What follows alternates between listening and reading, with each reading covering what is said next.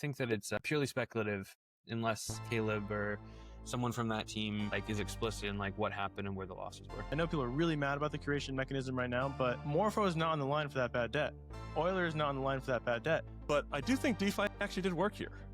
And I do think we're going to recover faster than a lot of people think we are. If it was just Stream being hit at an isolated 93 million or however high the lost sum would be incident, is not that detrimental to DeFi in the grand scheme of things. With Terra Luna and UST, we've seen a 20 billion collapse within a few hours 3 years ago. Getting fixed rates and especially having those rates locked in when the market goes bad is a blessing, and it's great to have that stability. Good morning, everybody, and welcome to this emergency DeFi roundtable on the Odyssey pod. This is by far the largest roundtable we've ever had. We are joined by a few very special guests. So we have Rob from InfiniFi, we have Mara and Steven from the DeFi Dojo, and we have Vlad, the founder of Tau Labs. So a bunch of people on the pod who are either somewhat involved or observing the entire shenanigans going on in the Vault ecosystem right now. So yeah, how's everybody doing? What a week, guys. What a year this week has been. Yeah. There we go. That's a good way of putting it. It has been a wild ride, I'll say that much. How have you all weathered the storm? What's the initial reaction? Is there a lot of firefighting, or would you consider yourselves and your portfolios pretty safe? I say Balancer was less harmful to most people that I know than the Stream Contagion. And then I think we're still sort of waiting on bated breath to see how bad the spread is there with regards to curation. So cool, we have a curator in here. But a lot of the markets, my personal funds, I thought I was being kind of cute lending on Plasma. And those funds are probably going to be stuck there for the next 4 or 5 years. So we'll see. But that was my big L of the week. Sorry to hear that, man. Personally, I avoided exposure entirely. Thought Caleb seemed like a decent dude. Obviously, things are shaking out in a way I don't think any of us really expected.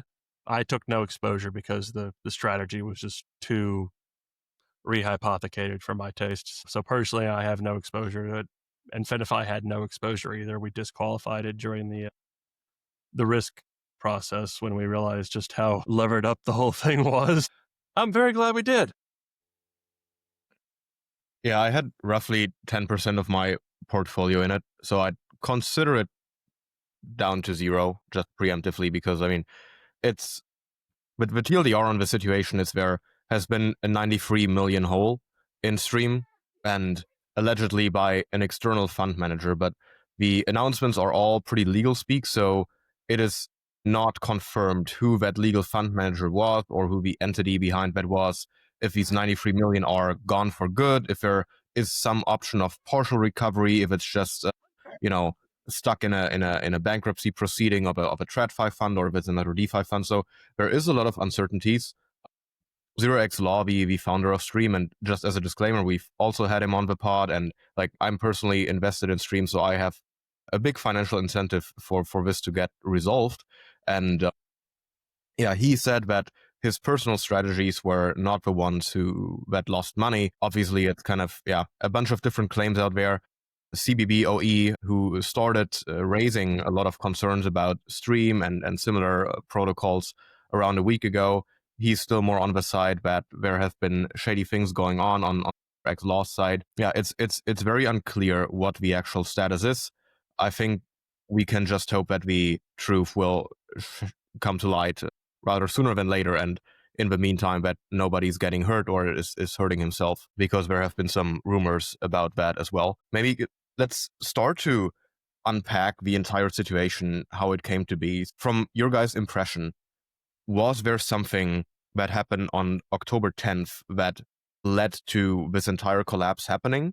And do you think that the initial concerns raised by CBBOE and others about Stream Finance and the recursive looping of mostly Elixir, the DEUSD, if I remember correctly, is that directly related to the collapse happening now, or how did it all unfold? Yeah.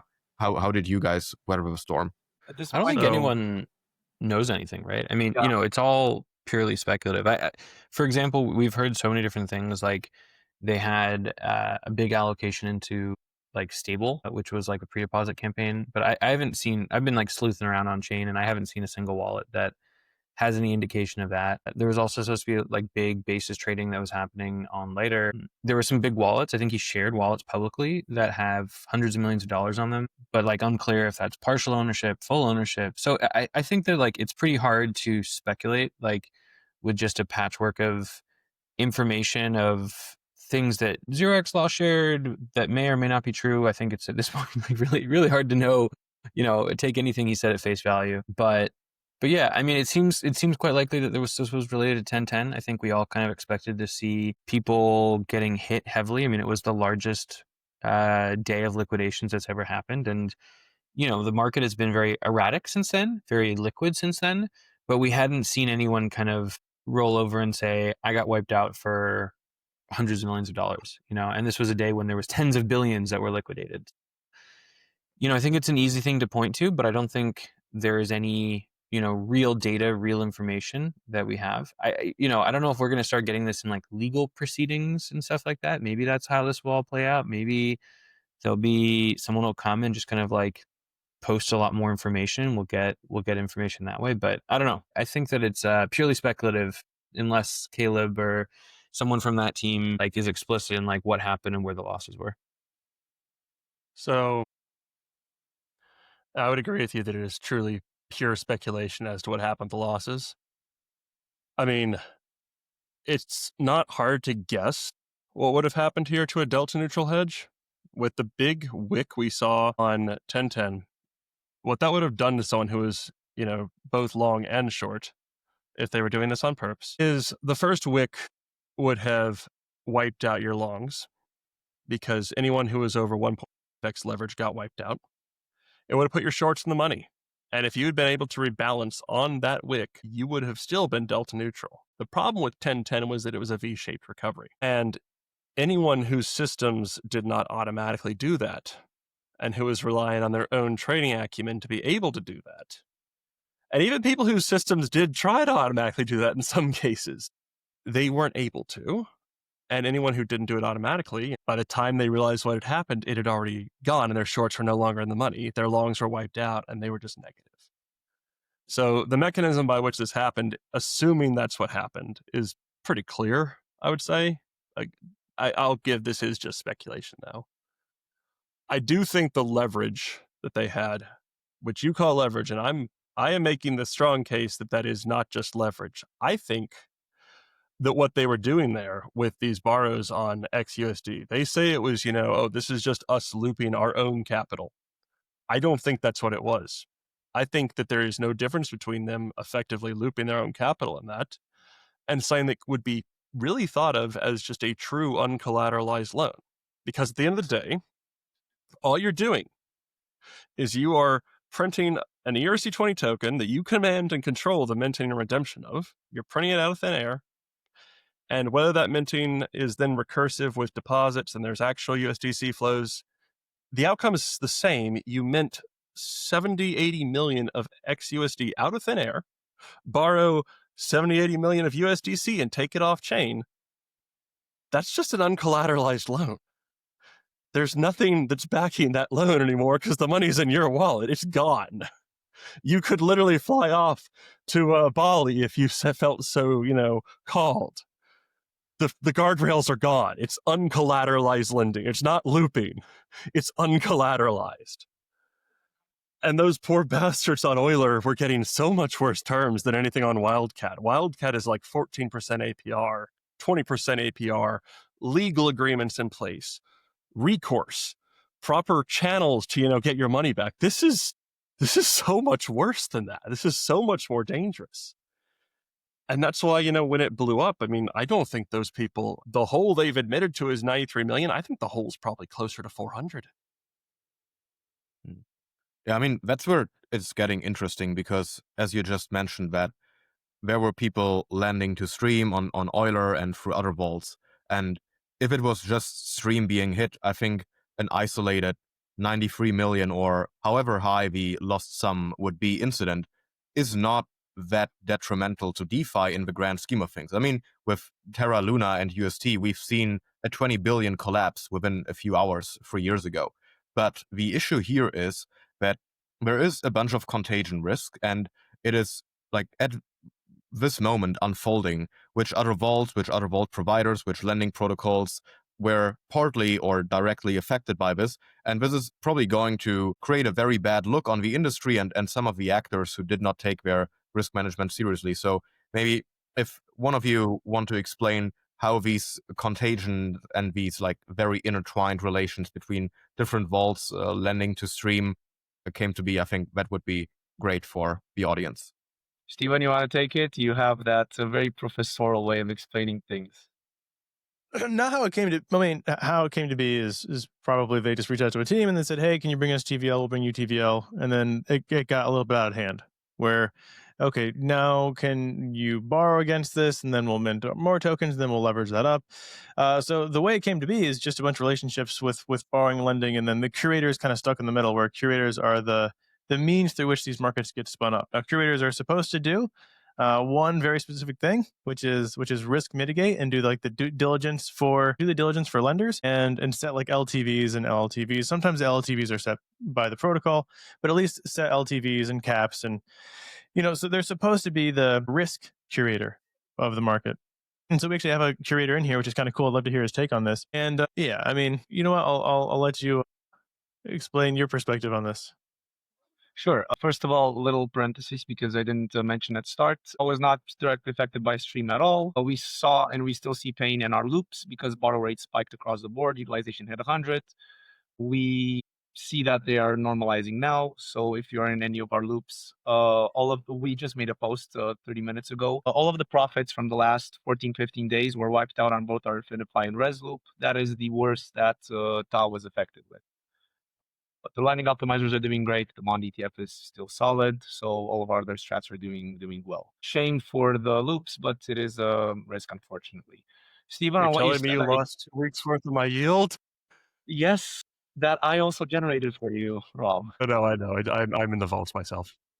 On risk, can you guys maybe before it happened? It was terrible timing. That the yield of the InfiniFi vault got eaten up through the last few days. Like, yeah, how did the Stream contagion and like its implosion and everybody wanting to panic exit out of certain vaults, how precisely does that translate into other strategies which are completely unrelated to that, suffering losses in their yields? The mechanism is very straightforward. The Stream blew up, and a lot of the curators, we also talk to each other a bit, and you talk to the market, you kind of start seeing in Telegram groups and next to something is wrong. And at that point, it's basically game theory. People are trying to pull out. The problem is you have Ray from our team, 0x Roger. He did a great explanation at one point saying whenever you want to get out of a very pre-hypothecated market, let's say you have like a $50 million football and you want to exit through a $3 million, and it's the same equivalent. Too much money was trying to delever and exit all at once, and there's only so much supply on the lend side. This caused utilization to spike and markets to be locked. And this then goes through all of the vaults on Morpho that allocate to other markets, on Euler, same. And all of this just goes on through literally every yield-bearing stable in every market. It didn't affect wrap Bitcoin collateral too much or like other ETH assets too much. They still stayed at like 4-point-something%, which is kind of their average. But stable coins were hurt. And one thing here, this could also be an opportunity if the underlying stablecoin projects, so whether it's InfiniFi or Resolve or whatever else, you getting locked in a market when utilization is 100 means there's no liquidity to exit. If you do get locked in that, you are farming spot for like 30-40% plus. So there is a way to take advantage of this. However, you take on the risk. Now, that market would only blow up if the underlying project blows up, which for all of these projects is highly unlikely. If, however, you are in the lend market for Stream, yeah, I'm pretty sure there's not farming spot for 50% in this market isn't really worth it at that point. But the mechanism through which the contagion happens, is at least on the lend side, is very straightforward. What would you say was the underlying metric or incentive very many curators were optimizing for, that led to this entire mismanagement of risk structure? Like, is it the advertised APR? Is it just chasing I do TVL? have a take here, and I do want to say it. I'm sorry, the other guys. When we started, so we launched our first vault in April, right? And we had a long conversation inside Tau of how we advertise, because we were seeing Midas starting to get popular, and we were seeing a lot of people. We weren't looking specifically at Stream. A lot of other curators basically double counting their TVL, rehypothecating it, then tokenizing it, then lending against that tokenized rehypothecation, etc. And that's how we saw that they made a lot of high yield. High TVL. And the thesis initially was, if we do that, we will maybe blow up at one point. So should we just announce deposits? And initially, I went to some conferences in May, and my discussions with funds and LPs were just our deposits. I was advertising 2 million or whatever what we had in deposits back then. We hypothecated up to 20 million in what can be called TVL. Nobody cared. The traditional funds didn't care. The LPs, whether they are institutional, serious, and mature, didn't care. Degens didn't care. However, the second I started talking more about our TVL, everybody started to listen. The more that number grew, I started to be invited into groups. I started to be inviting into meetings at conferences with bigger LPs, with bigger funds. The incentive structure is all broken, because you can rehypothecate your TVL, you can inflate it like crazy, and you can simulate a, I don't know, $10 million deposit into a $250 million fund.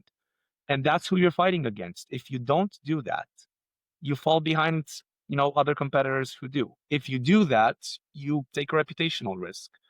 So this is an incentive structure that is all wrong in the space in DeFi, on fund side, on protocol side, on everybody. And I'm curious to hear your guys' take on that.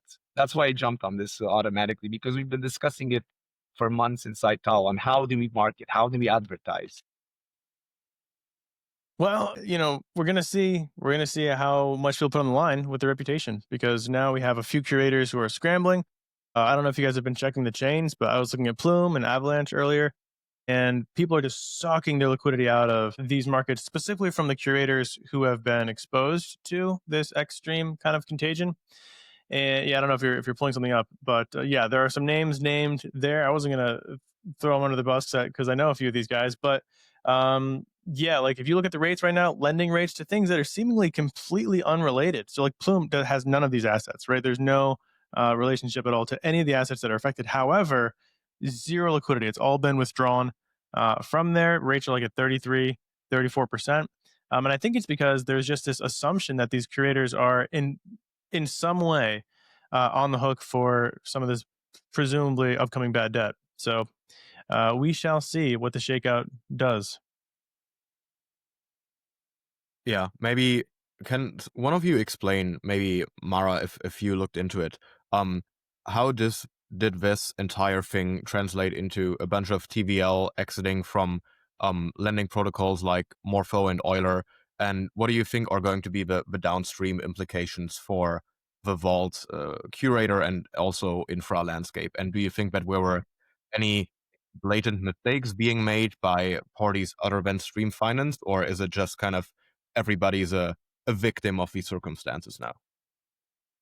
Yeah, I mean, as this list here shows, I think that it might actually be slightly higher, because there's also, so this list that you have here from Yams, which I think is excellent, has $285 million of liquidity that essentially was lent out against Stream assets, both XUSD, XBitcoin, and XETH.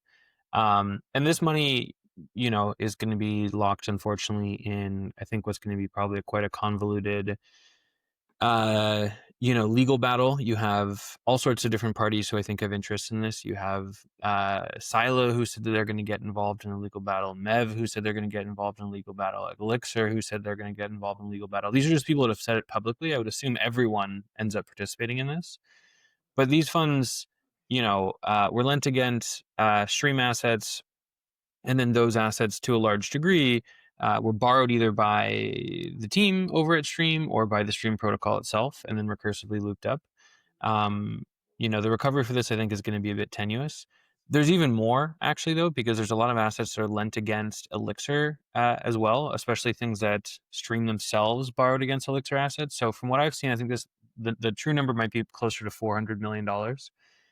And so you have essentially $400 million in Euler and Morpho and Silo that, was available, was looking for yield, thought it was kind of like, at least somewhat safely sitting in curated vaults, curated positions that, I think is going to take at a very minimum a big haircut and probably in the best case scenario be locked for an extended period of time. And I think that makes folks reevaluate the whole curation money market space as a whole.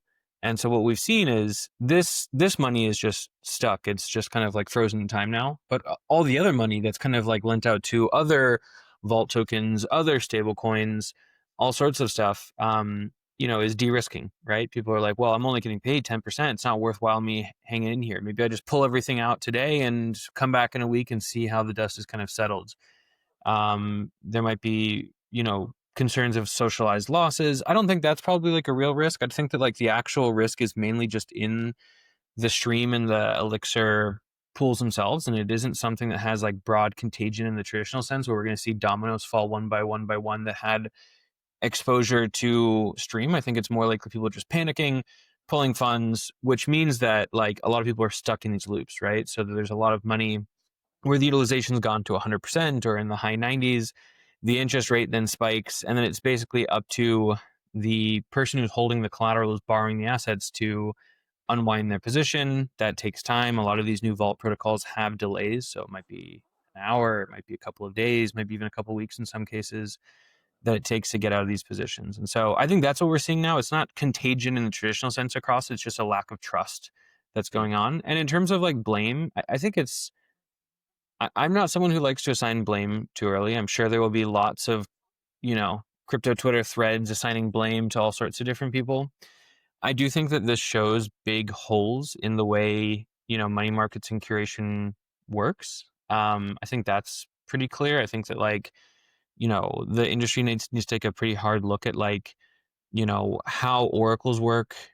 We went all the way from just having truly market rate oracles that were causing a lot of liquidations and risk on the collateral side to then, these fundamental oracles, which pushed basically all the risk onto the lender side. And we need to find something that's in the middle. I think that both of the solutions have issues and we need to find something that's, more in the middle. And then on the other side, I think curators, need to look at themselves and like look at what they're kind of enabling in terms of having large amounts of leverage getting built up into assets that, I think everyone knew would have a hard time unwinding. So yeah, I think that hopefully the money market sector and the DeFi kind of vault stablecoin sector in general improves just in terms of transparency, in terms of improved oracles and improvements in how trust assumptions are built around leverage essentially. But anyway, I have to drop, guys. You guys keep on going, but it was great to chat with you. And talk to y'all later. Was great having you on. Thanks for joining. Maybe, Rob, so Stephen, he wrote a thread on kind of a InfiniFi transparency dashboard. So maybe do you want to walk us through there and maybe give your opinion on what would happen to the overall DeFi landscape if... That was a rabbit hole, by the way. Finding out what every single underlying asset was actually exposed to and what those underlying assets were exposed to was intense. But to InfiniFi's credit, there was actually zero exposure to Elixir or XUSD. And that was after doing not only the direct exposures, but also all of the indirect exposures. So hat tip to you guys. Thank you. Hats we off were to the team. very aggressive on diligence. We have a quite thorough and extensive risk analysis process that we go through before any asset becomes available for allocation from InfiniFi. And just to really, I'll talk to us first, and then I'll also kind of talk about what was the other part of that, Matt? I think do you think that the overall like yield farming landscape will suffer a sustained hit from this? And even though InfiniFi is not exposed to any principal risk as of now, because like you guys are not exposed to any of the ones imploding, do you think that the like yields decreasing will have negative consequences for your TVL and the yields you'll be able to offer through PTs? So, I mean, I'll talk about our transparency and our security first, then I'll talk about that. So we're very committed to, letting people know exactly where the money they deposit into our system goes. And stats.infinifi.xyz is the result. Like Steven just did a really good deep dive into it. Long story short, before any asset becomes eligible to even, be allocated to by InfiniFi, it has to go through a thorough risk review process. That includes audits, that includes taking it before a risk council, and the risk council is mostly made up of hedge funds. Few well-known people are on it as well for, like advice and input. Steven's one of them. And basically, at that point, we're sourcing the diligence from these funds, many of who have deposits in InfiniFi. In fact, all of them have exposure to us. So they have direct incentive alignment to share their diligence that they've already done and say, yeah, we've done diligence on this. It's good to go. Or no, we have done diligence on this. Put it in the back of the line. Or yes, we did diligence. Do not touch that. And a single no is all that it takes to disqualify an asset from allocation. We actually did review Stream at one point, and there were 2 or 3 no's, and that was very easy. It's like, okay, yeah, this is, we're definitely not allocating any capital to this, and we're going to stay away from anything that has exposure. So even with this, we still de-risked yesterday. And you're talking about, money leaving the markets. Like we had some exposure to Reservoir, and I don't think Reservoir has any issues at all. I think they're perfectly fine. But they were the only actively managed strategy in the entire book. And the prudent thing to do from our perspective was to pull that deposit, trigger the mechanism that we have to pull deposits when we need to, and, re-enter that capital later once we've made additional improvements to our monitoring systems and once we feel that the dust has settled. So very, very, very careful. Now, as to how this is going to affect DeFi, I do think that 400 million is probably gone. And I think that for really 2 reasons. One, that $93 million hole, it's not going to get filled. And 2, those loans are not going to get repaid. And because they're not going to get repaid, they're going to get liquidated. Why are they not going to get repaid? Lawyers are involved. Whenever lawyers touch anything, everything stops. People stop moving, money stops moving, court orders are placed, injunctions are made. The first thing any lawyer is going to tell you is don't do anything else. Don't make it worse. And that is what those people over at Stream are being told right now by Perkins Coie. And they're not going to pay anyone back. They're not going to do anything. Nothing will happen. And it will take years. Maybe months, if it's really, really good months, but probably years. I believe Celsius took 2.5, maybe 3. That was a high-profile case. So those positions are going to be stuck, and they're probably going to be liquidated. And I know I'm sounding like a Debbie Downer here, but yeah, if you have exposure to that, I'm sorry. That's probably gonna. You might see 10% of that in 2 or 3 years. It won't be through DeFi. You're going to have to be part of this lawsuit. It's not going to be unwound. Lawyers are involved. Extremely rich people apparently are involved on, like part of the Stream. One of the Stream founders, his dad's some billionaire. So that money's not moving. People are putting up their walls. Nepotism could do the funniest thing here. I'll say again? Nepotism could do the funniest thing here. It could. It could. Have you ever heard of a rich guy willingly giving away money for free? I haven't. Not giving away money for free, but maybe like saving his son's reputation, because I mean the people involved in Stream are apparently doxxed. So yeah, let's see how that goes. I would be amazed to see somebody willingly part. I don't consider it likely. But several hundred million, that would be. It would be a hilarious outcome. PR firms cost a lot less than 100 million. That's what'll happen. It would be the coolest airdrop. It would be incredible, but this is we don't live in a land of hope and dreams. We live in a land of financial realities and cutthroat mercenaries. 93 million for some people is like the price of a Big Mac, literally, and proportionate to their net worth. So somebody could do very fun things. But this isn't a charity that they launder money to their friends through. This is just a bunch of normal people. Like, I don't know. I have a very dim view of this. Maybe But on the note I of think the lawyers recipe. getting involved, do you think that there was a specific tipping point where like a peaceful unwinding of Stream was not possible anymore? Like, was the starting to lend on-chain funds to off-chain entities, was that the tipping point? Or do you think these strategies before were already beyond any like reasonable risk tolerance and pretty much This was doomed already to blow way up? beyond the pale off the rip once they started doing that, the borrowing against their own asset. That was insane. I mean, it could have still been unwound right up until 1010, I think. I think 1010 is what blew the hole. But the entire thing was insane off the rip, and it never should have been done. This was a catastrophic failure in risk management, and generally speaking, a horrible idea. People on Euler had no idea what they were signing up for, and I feel terrible for them. I do think, and I want to add this because I've just been very dark and gloomy here, and I am generally a positive person, but I do think DeFi actually did work here, and I do think we're going to recover faster than a lot of people think we are. Morpho, this was not fun. This sucked, but at the same time, the system worked. Leverage went down, and I mean, hey, I don't love it. We had like about 25 million of drawdown on InfiniFi, which I don't like. But at the same time, people who wanted to get out got out. On Morpho, everyone was running for the exits. That stopped. The markets are showing liquidity again. Money's flowing back into the our Tau Vault is, back to being positive.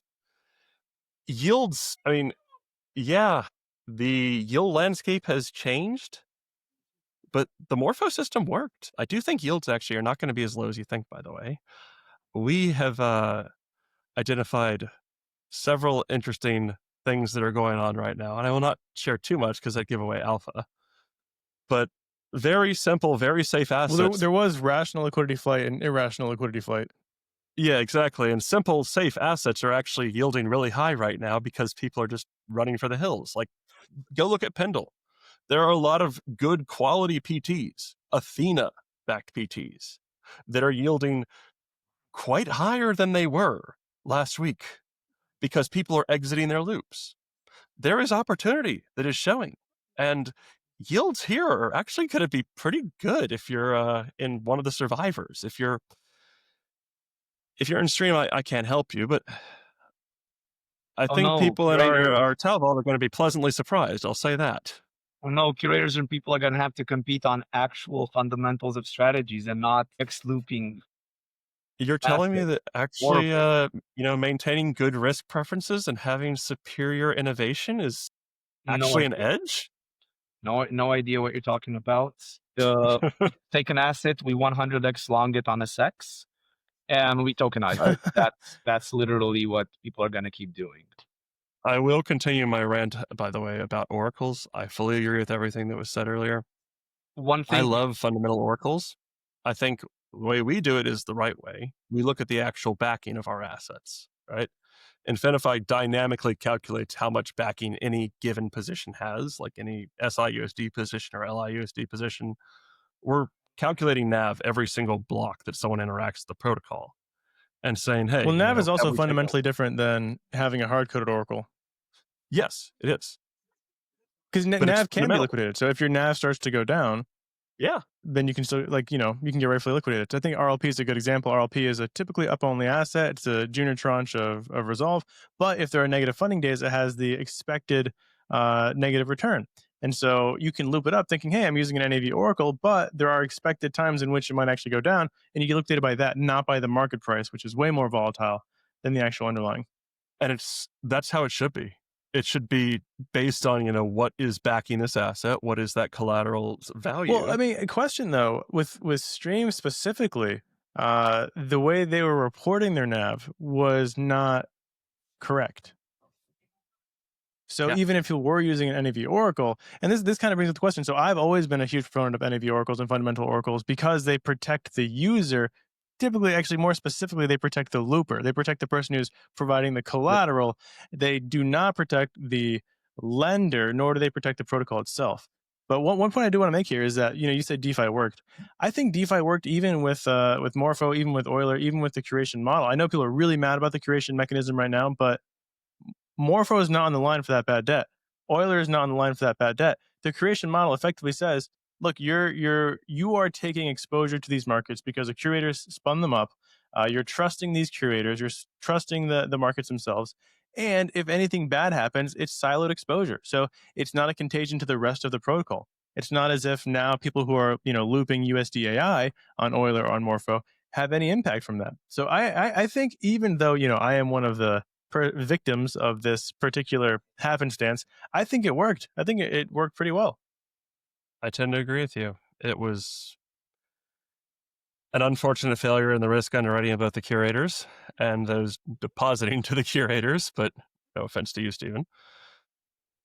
One point I take the L here. One point I do want to add on the argument you said, Stephen, around curation.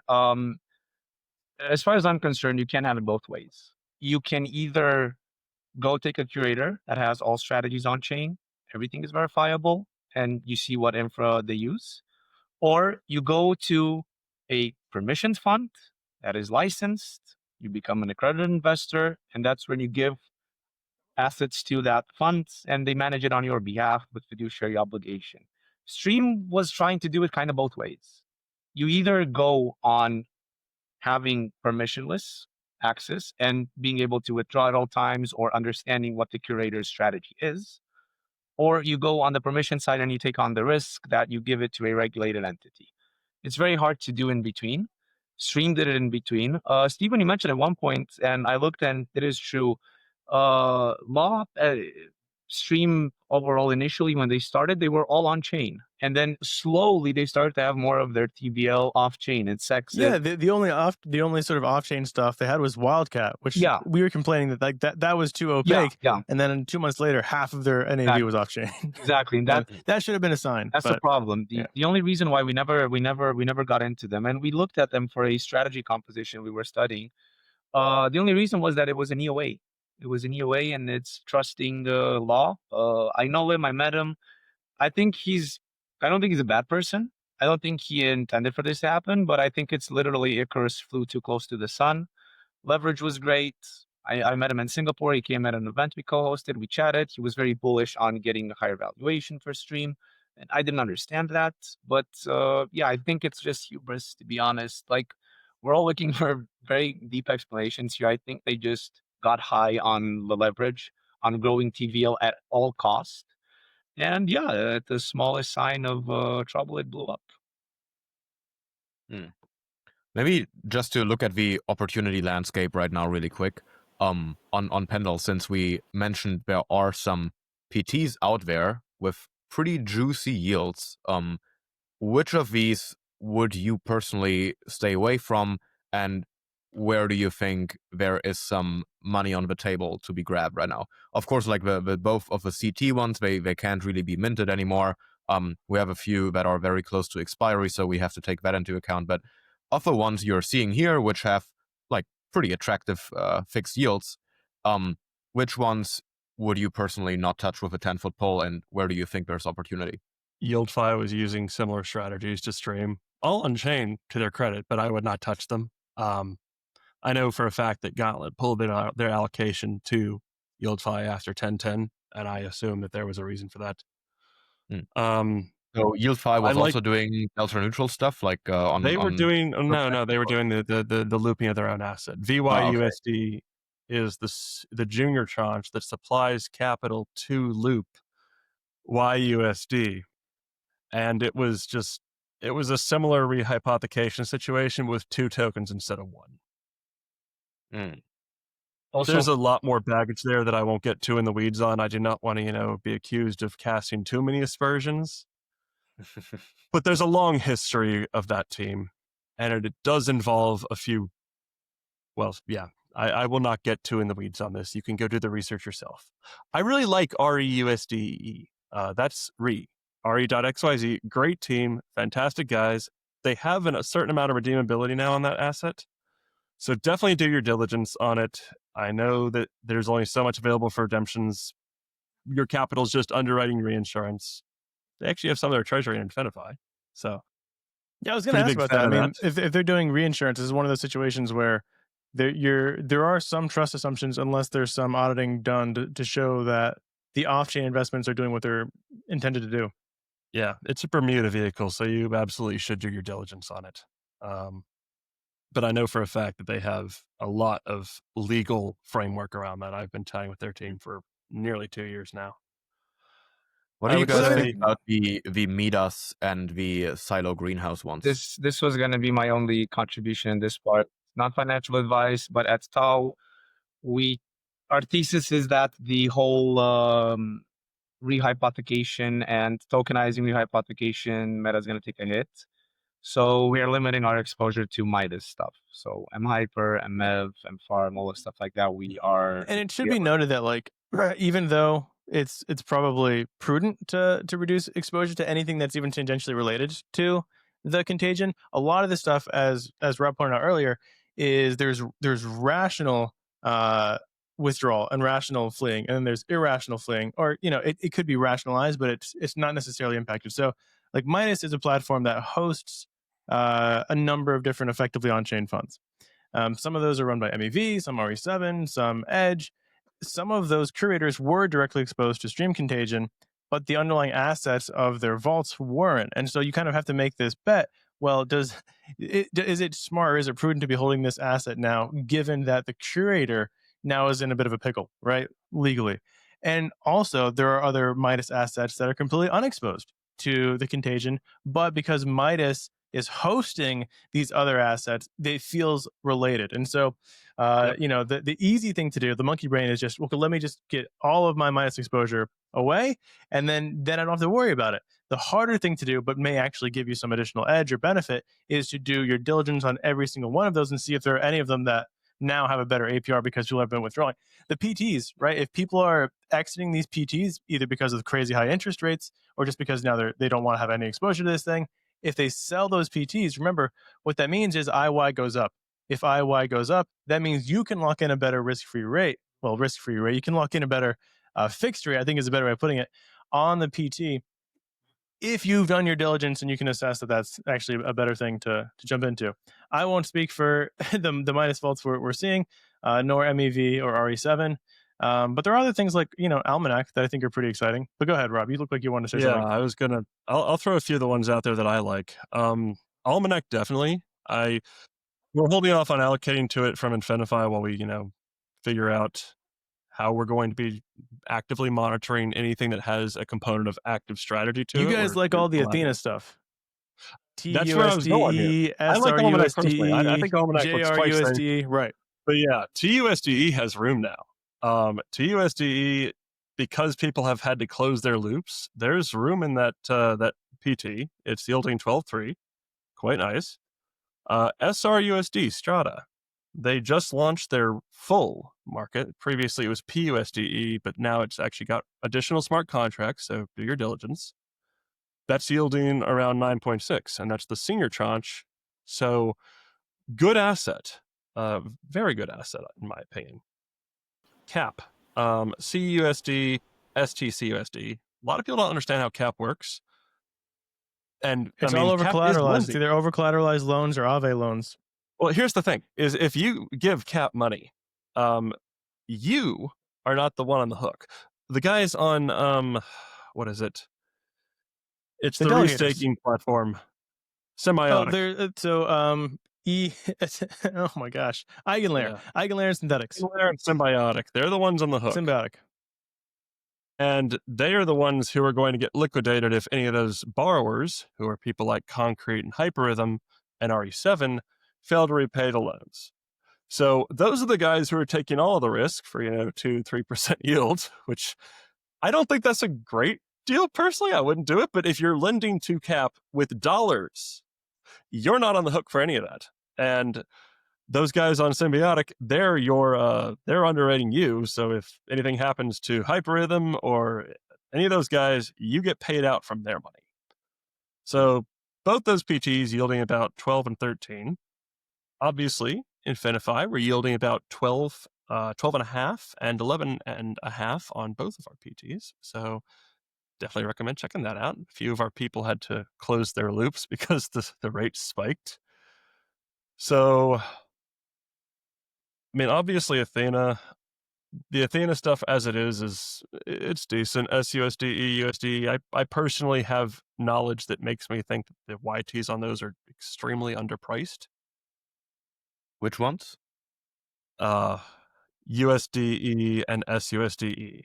They're being priced right now at 6 and like 6.5. Based on things that I've heard, that is undervalued. And I would be, I cannot say more than that. I don't think the PTs there are perhaps great. the people doing napkin math on Ifina season 5, season 6, or whatever season it is, might be underestimating the amount of Ifina tokens being given out, right? Literally go read the article that Athena put out about season 4 retro, and there's a line at the bottom that says basically something to the effect of, I believe it's 8%, it might even be 10%. People have never made less than that, is what they say there. They comment on how that's never really happened. I am just quoting the Athena article.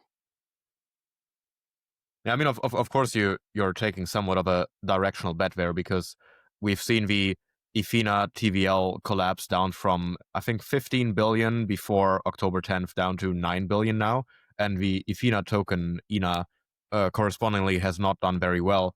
And if the ETH, BTC, and whatever funding rates are staying as low as they are right now, obviously there is going to be a point where Ifina is not willing to emit further tokens as incentives, just to push up a certain yield. But yeah, I think if you believe in the project overall, and I think Ifina, amongst all the DeFi projects that has been that spun up over the past 2 years, I think they've delivered an incredible growth story. And yeah, personally, quite a big INA holder.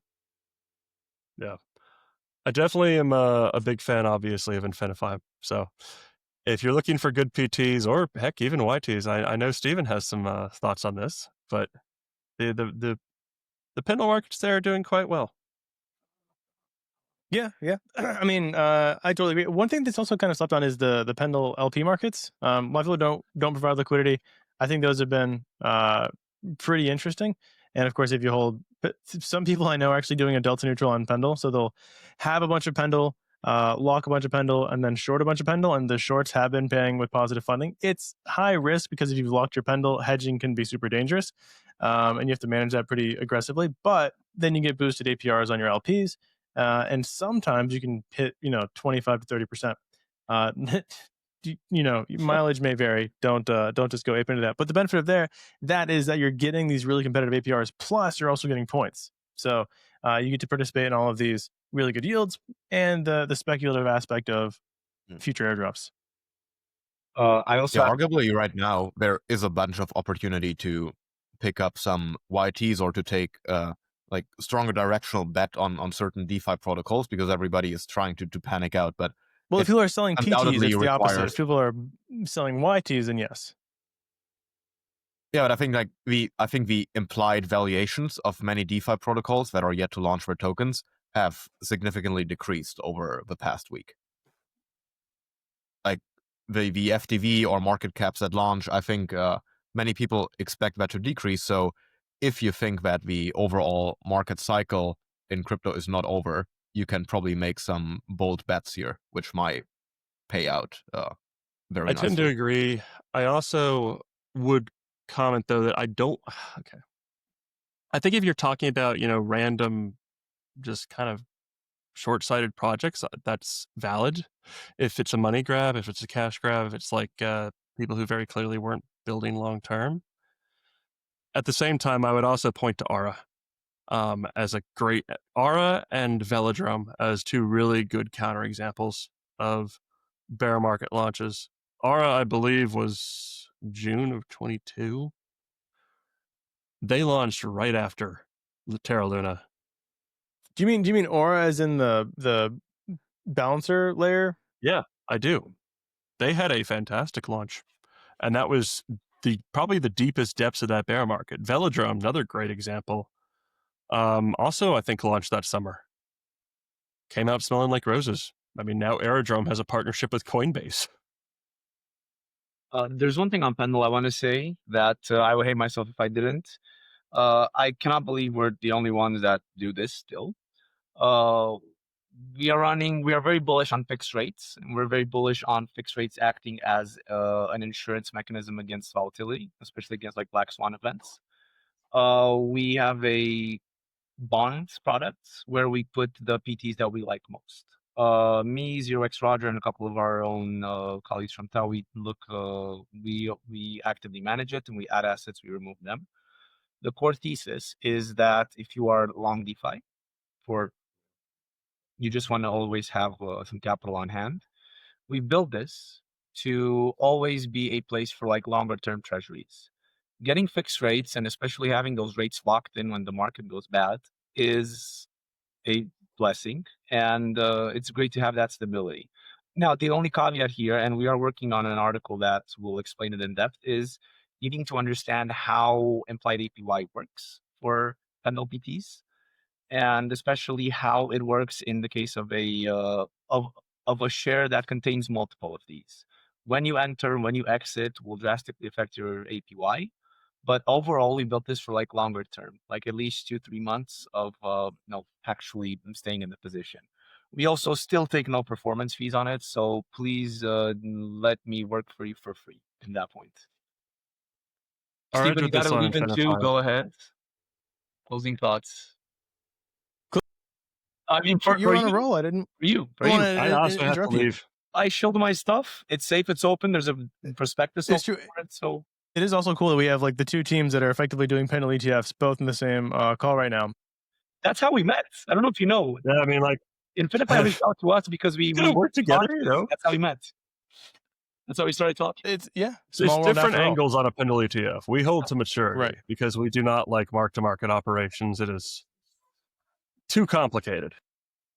Yeah, and the ability to choose whenever you want to exit on InfiniFi is super clutch. So two different products, both doing something very cool. I will say, like to wrap up my thoughts on the whole insanity, I think we're going to see some curators fall out of this, and then some of the curators maybe come out of this as champions and use it as a marketing gimmick. I know like CBB was singing his own phrases, and he deserves his victory lap. So I think people who deserve their victory lap should have it. Maybe we see a restructuring of who gets the most capital in TVL in terms of moving forward. I think risk teams are going to become popular and in vogue again. So like, your Chaos Labs, your Gauntlet, I think they're going to start doing a lot more. Hopefully they do more stuff. Exponential should really take a stab at like becoming a big player in this space in terms of risk analysis. And so, yeah, that's where my head is at. What about you, Rob? I know you got to jump too.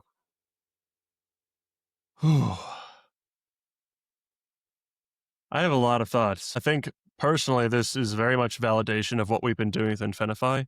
We have taken a very slow and steady, lower risk, higher returns, but still not the highest returns that we possibly could have done approach. We've avoided these really, fly-by-night operations, and this, to me, feels like validation of that. So I personally am excited to continue scaling that approach, to keep moving forward, to start playing with, I don't know, a few new types of assets that are also quite safe. I'm excited for RWAs. I think this washout here is really just going to be not great. It's going to suck for the next few weeks, but at the end of the day, it's a great wake-up call for the space that we need to be paying a lot more attention to the amount of risk that we as users are taking on when we engage with the protocol. I think it's going to lead to a lot more transparency and a lot more of a focus on transparency. And yeah, I'm here for it. Closing thoughts from Do you have a specific outlook how this is going to develop going forward? Do you think there's going to be like a sort of DeFi vault association of different entities who are trying to agree on like a objective risk metric and actually third-party risk managers? Or like, do you think there's going to be a similar structure to, as in TradFi, funds of funds, where it's going to be a vault of vaults spinning up and like doing the risk management? Because I think one of the issues we've seen so far is that there have been so many vaults spinning up. Even if you are a DeFi power user, you cannot keep track of all the underlying strategies that all of them are doing. And it is hard to like be constantly in the loop if these are just like executing their proprietary strategies, what they are changing, if they might start to act as a vault of vault into other vaults, which I think many of them have been doing, and via that are stacking up these indirect exposures and exposure to strategies that were not in their initial objective when they were spinning up. So yeah, how do you think that is going to go forward? I think it's going to diminish. I think just as a general rule, teams that have been doing that are going to see bigger unwinds than teams that have not been doing that. I do think that a formalization is going to be on the near horizon. I have a friend, Alex from Keyring, and we're anticipating doing something with them fairly soon on some lending markets. We'll see how that shakes out. But he's been working on, he and I have been discussing this. InfiniFi technically conforms to certain components of Basel III in the amount of reserves that we hold, not in the custody component. That Basel III goes out the window when you're talking about DeFi. But the concept is good. The concept of having a set of standards that we as an industry agree on. Hey, these are the standards. And then measuring our conformance to those standards on, a simple binary. Are they conforming? Are they not conforming? To me, I think that's something that we should be really looking to embrace here. Exponential, I mean, Stephen mentioned them. They're doing good risk ratings. I think that's going to become more pronounced. But I really love the idea of some kind of internal measuring stick that we can all measure against. And I think that is probably on the near horizon. I do have to jump, Max, but just 3 letters for me as a closing thoughts. KYC, know your curator. Look into manages your capital. Curate your curator before your curator curates you. Exactly. So please do, if you have any funds with us now or in the future, please do curate me, grill me. I'm always down to chat anywhere, anytime. Thank you very much for having me on, Max. Always a pleasure, Rob. Great chatting. Always good to talk to you, Thanks a lot Vlad. for joining, guys. I think it was an amazing Thanks for episode, hosting. and see you guys around. Catch y'all later. Bye-bye. Have a good one.